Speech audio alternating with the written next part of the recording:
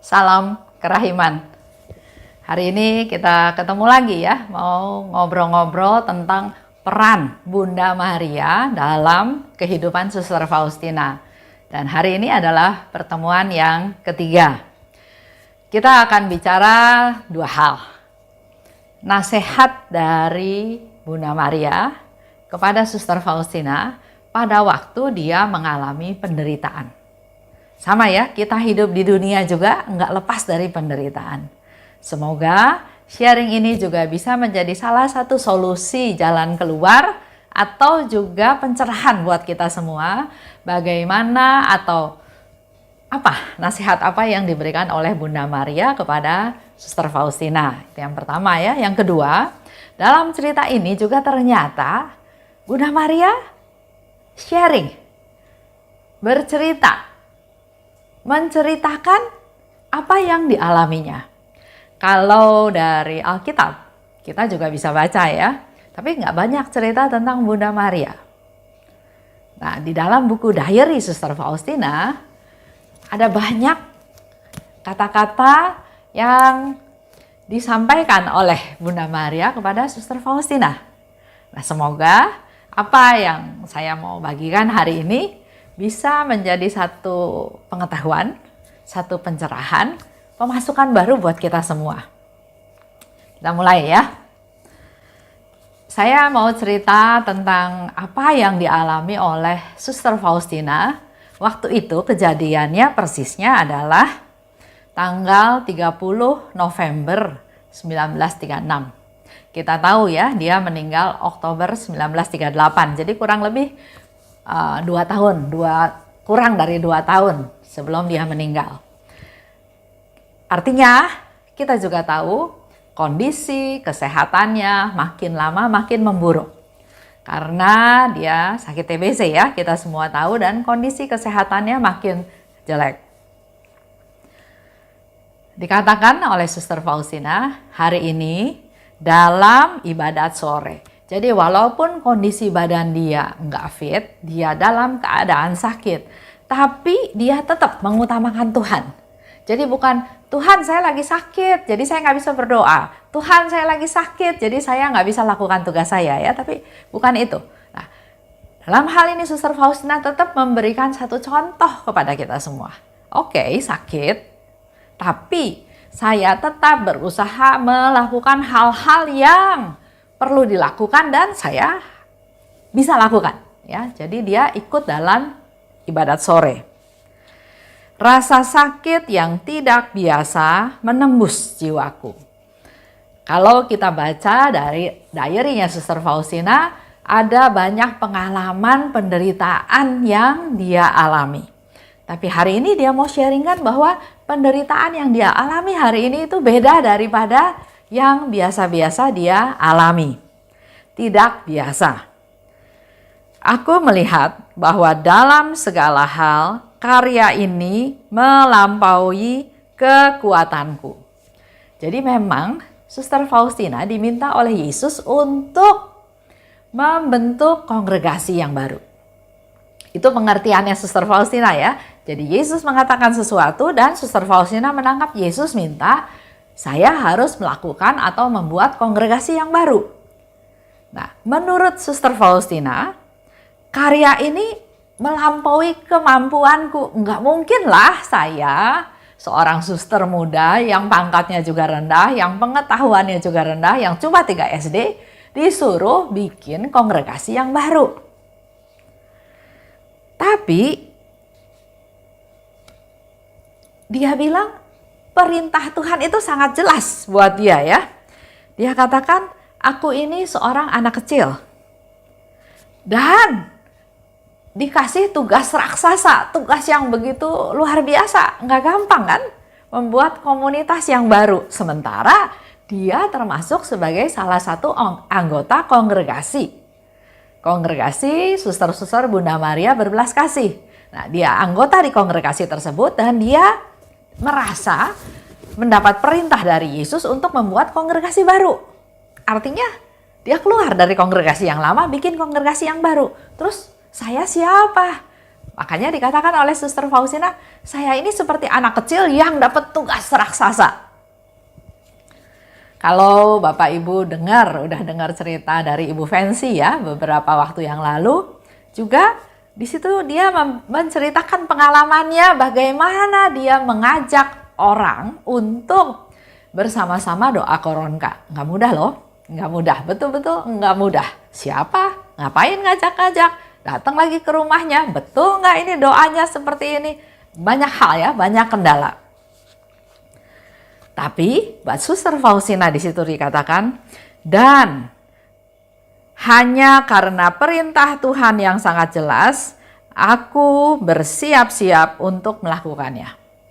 Karena Tuhan kasih perintahnya dengan sangat jelas, buat dia nggak ada satu alasan pun untuk bilang, Tuhan saya nggak ngerti. Dia nggak ada alasan untuk bilang, saya ragu-ragu, nanti lagi. Tapi karena perintah Tuhan itu dia terima sangat jelas, walaupun dia kecil, walaupun dia seperti anak kecil dan dapat tugas yang begitu besar, tugas raksasa, maka satu hal yang perlu kita teladan dari Suster Faustina adalah aku akan melaksanakannya. Dan aku bersiap-siap untuk melakukannya. Ini semua cerita ini ada di diary nomor 786 ya, nanti Bapak Ibu bisa baca 786. Jadi dari semua hal tersebut buat Suster Faustina, mau saya anak kecil, mau ini tugas raksasa, mau saya lihat saya nggak mungkin mampu melakukannya, tapi karena Tuhan memerintahkan dengan sangat jelas, maka saya mau melakukannya. Jadi ada satu dorongan ya, dorongan untuk melakukannya. Ini menjadi satu masukan buat kita juga semua. Kalau ada satu dorongan, ya, dorongan. Contoh, biasanya kan suka dalam persekutuan doa, suka diminta siapa yang mau sharing. Saya pernah mengalami juga satu hal. Mau enggak, maju, mundur ya. Apakah sharing? Ah jangan, nanti lagi gitu ya. Nah, keinginan, dorongan untuk sharing itu ada dari dalam hati. Dan saya yakin itu Tuhan yang meminta saya untuk men-sharingkan tentang kebaikan Tuhan. Tapi saya yang egois, yang merasa enggak lah, sharing saya biasa aja, enggak spektakuler kayak orang, enggak lah ya. Nah saya ngerem inilah yang akhirnya saya enggak sharing, tapi saya merasa tidak nyaman, merasa ada sesuatu yang belum saya lakukan. Dan Bapak Ibu perlu tahu, kesempatan itu nggak selalu balik dengan segera. Berbulan-bulan baru ada kesempatan lagi. Jadi kalau ada dorongan, seperti yang juga Ibu Fancy pikir ya, saya bisa doa koronka. Kenapa nggak saya ajak doa orang-orang berdoa koronka? Doa itu bagus. Apa yang dia lakukan? Dia mulai mengajak, dia ajak untuk berdoa di rumahnya, artinya dia menyediakan waktu, dia harus punya komitmen, dia harus menjadi contoh, ya banyak hal ya. Nah, begitu pula dengan apa yang dialami oleh Suster Faustina. Tugas raksasa itu buat dia menjadi sesuatu yang nggak mungkin, tapi di kamus dia nggak ada pikiran saya mau menolak, saya mau menunda. Yang ada di pikiran dia adalah saya akan melaksanakannya. Untuk apa? Bukan untuk yakin bahwa saya pasti berhasil karena Tuhan tugaskan maka saya pasti berhasil, enggak. Tapi dia melakukannya, dia akan melaksanakannya hanya karena dia mau taat pada perintah Tuhan.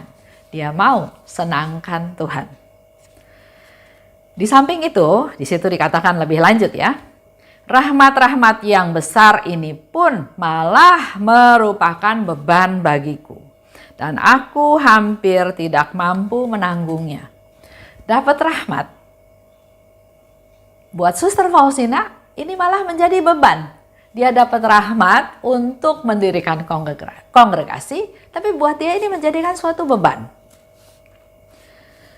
Aku menyaksikan segala bentuk ketidakpercayaan dan keraguan para superiorku. Ya, karena dia diminta oleh Yesus untuk buat kongregasi baru, maka dia harus cerita sama superiornya. Nah, waktu cerita sama superiornya, anggaplah bayangkan kita atasannya, atasan dari seorang suster muda, pendidikannya rendah, tiba-tiba dia bilang, Tuhan Yesus minta saya untuk buat kongregasi baru. Apa reaksi kita sebagai superiornya, sebagai atasannya? Pasti nggak percaya, nggak mungkin, ya pemikirannya nggak mungkin dong. Yesus meminta Suster Faustina untuk bikin kongregasi yang baru. Siapa Suster Faustina? Apa kemampuan dia, apa pengetahuan dia sampai dia punya tugas seperti itu. Jadi Suster Faustina dalam hal ini mendapat rahmat, tapi yang dia hadapi adalah penderitaan, ketidakpercayaan dari para superior, dan juga keraguan-raguan dari para superior. Ini orang gila kali ya, ini orang sinting, punya ide seperti itu. Dan karena hal ini, mereka menunjukkan perilaku gelisah terhadapku. Jadi pasti perilakunya superior itu juga enggak membuat Suster Faustina nyaman, enggak mensupport, karena orang enggak percaya ya, pasti bikin benteng, membatasi diri. Nah, hal ini yang dialami oleh Suster Faustina. Jadi rahmat tersebut mendatangkan penderitaan.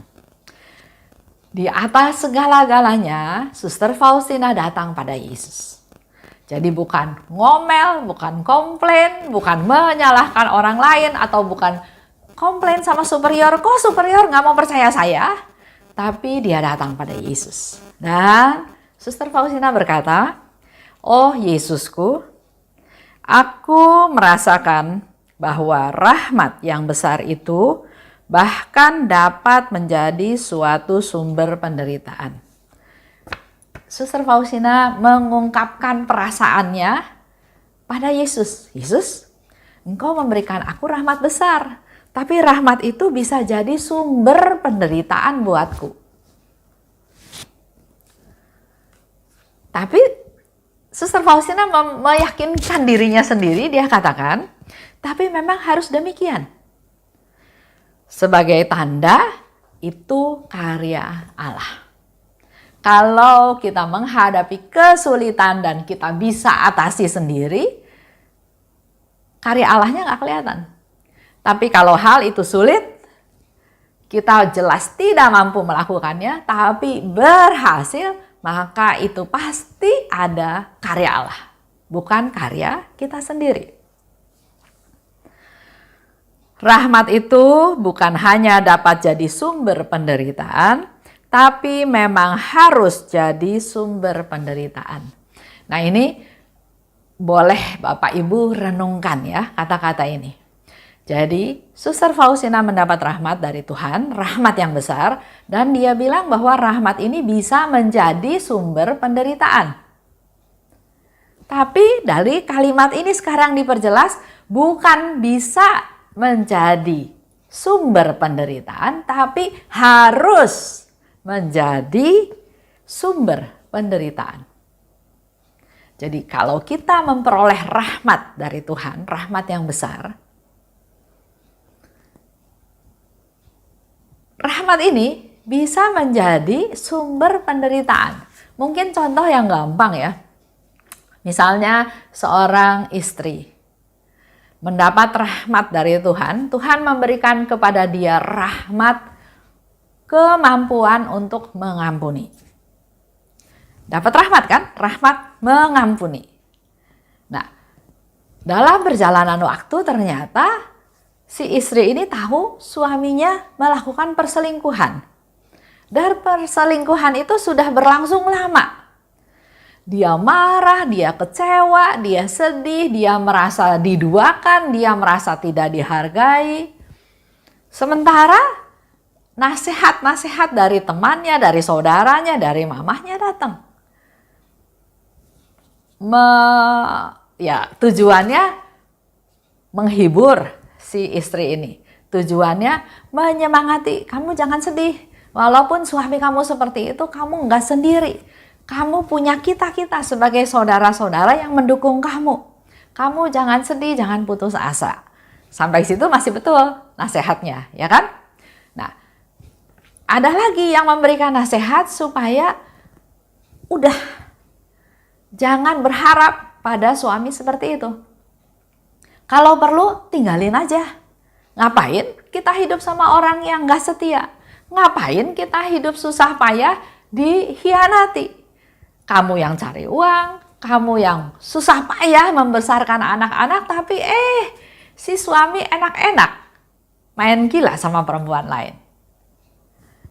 Itu nasihat dari anggota keluarganya, tujuannya bukan mau membuat dia tidak setia, tapi untuk menghibur dia bahwa ini loh, masa depan masih ada. Jangan tergantung pada suami yang selingkuh, jangan tergantung pada ingat-ingat pada penderitaan tersebut. Tapi kita harus ingat, Tuhan sudah memberi rahmat, mampu mengampuni kepada istri tersebut. Dan rahmat ini menjadi sumber penderitaan yang dia alami, dihianati oleh suami, dan rahmat ini untuk digunakan untuk menghadapi situasi yang seperti itu.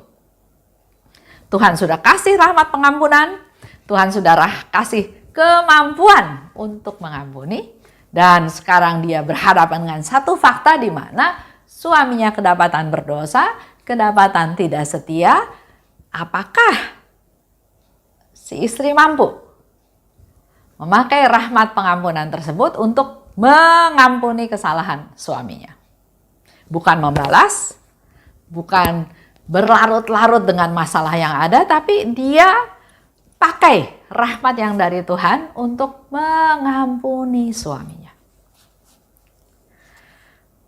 Jadi dikatakan oleh Suster Faustina, rahmat itu bukan hanya dapat jadi sumber penderitaan, tapi memang harus jadi sumber penderitaan, dan itu membuktikan ini karya Tuhan. Kalau egois, mikir diri sendiri, si istri itu pasti nggak mampu mengampuni.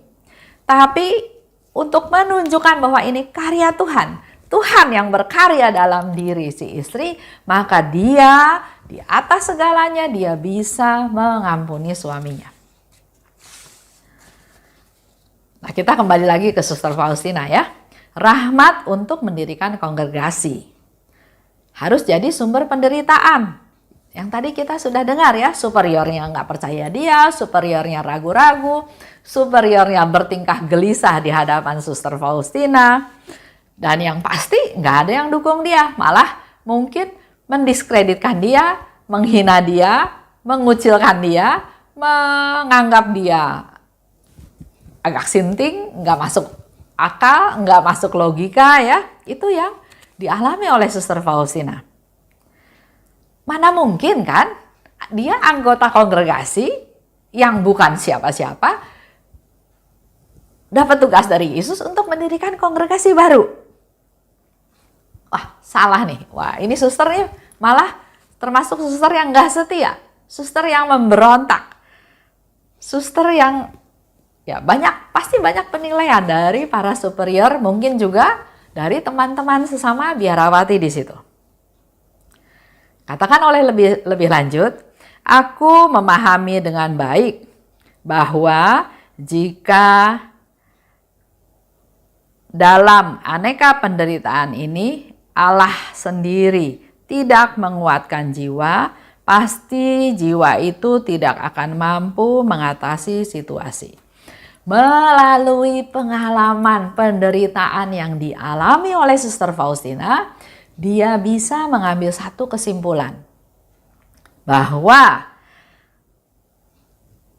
dia paham kalau dalam aneka penderitaan itu Allah tidak turun tangan, Allah tidak menguatkan jiwa, pasti jiwa itu nggak akan mampu menghadapi situasi. Kalau Bapak Ibu juga pernah mendengar atau mungkin ya belum. Mungkin nanti seminggu kemudian akan mendengar satu sharing dari sesi aku dan devosi kerahiman ilahi. Di sana ada seorang ibu yang akan men-sharingkan pengalaman hidupnya, di mana dia menderita kanker selama 26 tahun.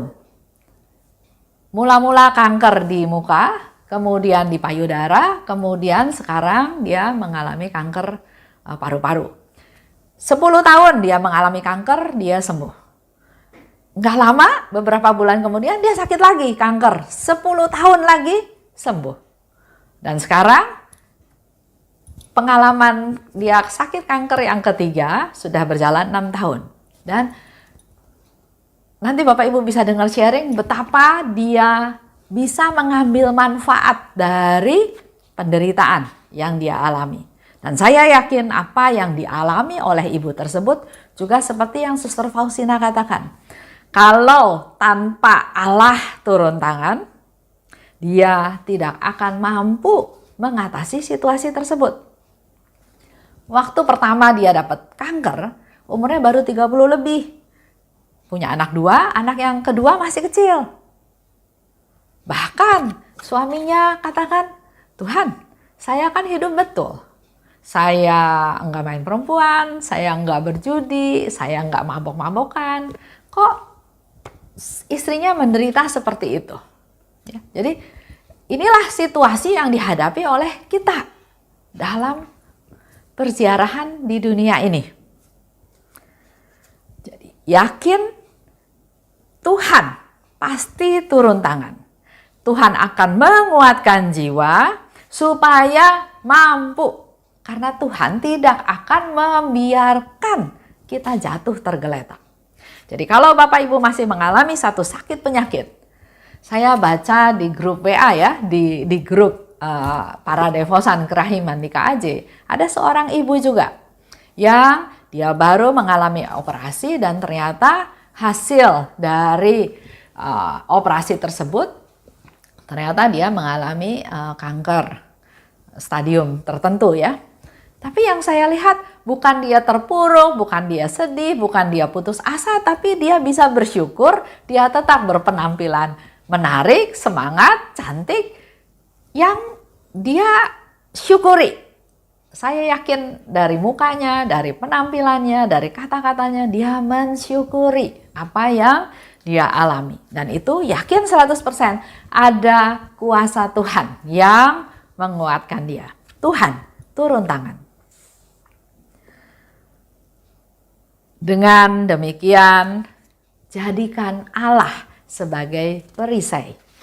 Itu yang dikatakan oleh Suster Faustina. Jadi kalau kita berhadapan dengan penderitaan, jangan semuanya ditanggung sendiri. Nggak mampu pasti. Serahkan pada Tuhan, andalkan Tuhan, dan jadikan Allah sebagai perisai dari semua permasalahan yang ada. Cerita lagi, Suster Faustina dalam diary tersebut, ketika aku melanjutkan ibadah sore. Jadi apa yang dialami oleh Suster Faustina? Ini dalam ibadah sorenya dia ya. Jadi ketika dia melanjutkan ibadah sore sambil merenungkan perpaduan antara rahmat dan penderitaan. Ternyata rahmat dan penderitaan itu adalah dalam tanda kutip adalah satu kesatuan. Pada waktu dia merenung antara rahmat dan penderitaan, dia mendengar suara Bunda Maria. Bunda Maria berkata, "Ketahuilah putriku, bahwa meski aku diangkat ke martabat Bunda Allah," kita tahu ya, Bunda Maria, Bunda Allah, Bunda segala bangsa, Bunda Ratu para Rasul, Bunda segala macam, termasuk Bunda kita semua, ya, Bundanya Yesus, Bunda kita semua. Banyak gelar yang diberikan kepada Bunda Maria. Tapi di sini Bunda Maria katakan, "Putriku, walaupun aku punya martabat Bunda Allah, 7 pedang penderitaan menusuk hatiku." Nasihat Bunda Maria kepada Suster Faustina dengan segala macam pengalaman Suster Faustina, jangan lakukan suatu pun untuk membela diri. Jadi kalau kita mengalami sesuatu, udah jangan bela diri, jangan merasa benar. Jangan bela diri, tanggunglah segala sesuatu dengan rendah hati. Inilah nasihat Bunda Maria kepada Suster Faustina, juga otomatis nasihat Bunda Maria kepada kita semua.